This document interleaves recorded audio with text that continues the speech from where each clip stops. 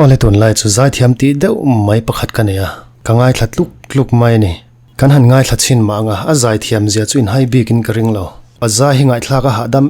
ema alano pang box sia tin lap song aya pathian la sakan thlang jok te hi angai san om hle ani ole kan ngai thla nga a tul chuan a kar la ka voi ni khat kan po sanga tina topa comment na toy te kan nei bokang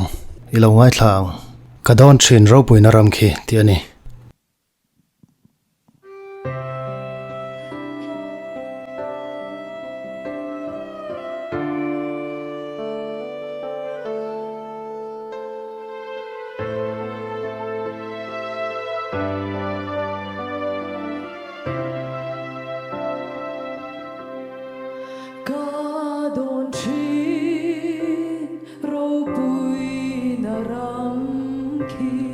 moi lút tục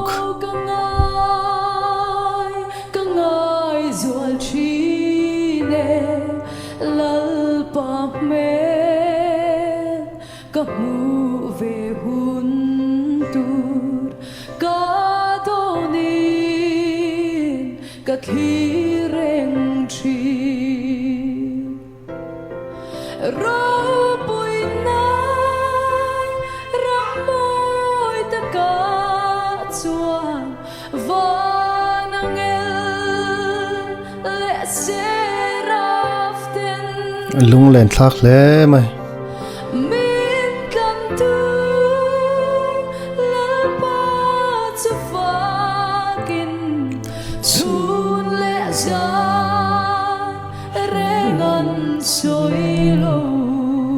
van thọ nợ tắc em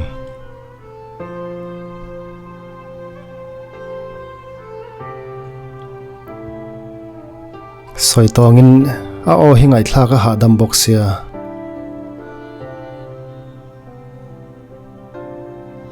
lung ngai na le har sat na ten ni tin nin min chim fo chi na thi na ten min chim boy la Ropuina Ram Khi Ropuina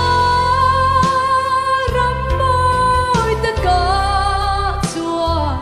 vanangel le seraften min kan tu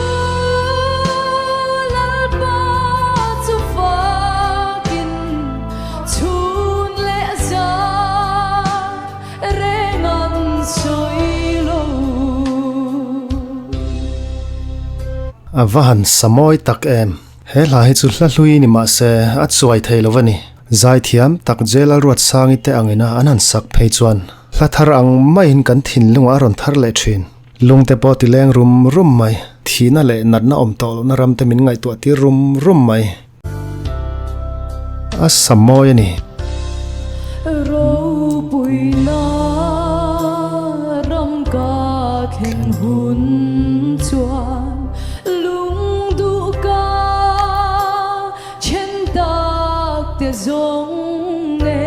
và lung lên thác em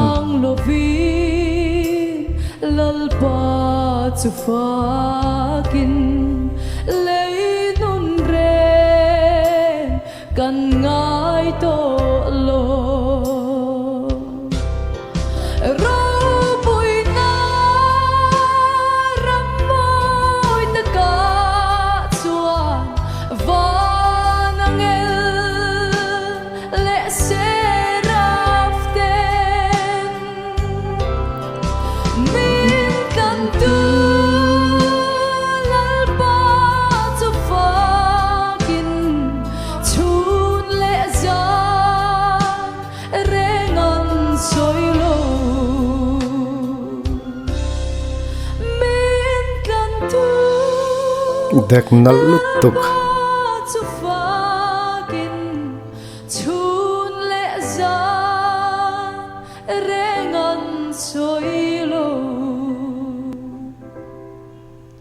paro pi pero se Amen. Azai thiam thlo tani Lalruatsangi hi alano pangle ani ti kan hmu theya akal zel na tura du sakna sang tak kan hlan ani azai thiam tak zet tin Lalruatsangi hian rimoi khovela award ngai hlut tak mizo zai mi in sui khom buat sai rimoi award a Best New Artist award adong nge ani tin award dang po la dong chho zel in rin om Best New Artist lo man dong tur hian Lalruatsangi hian a nominees pui lidia pachuaw fagrel frasel melody lal chandamite khumani praise on top 5 atling Lalruatsangi hian hlazira ngaya wangin award semna akal theilova ma se ai o ina pa ina don sakani kha tuna hian ron lar chhotana alar chho zel po kan be sein du sakna sang tak kan hlan ngalani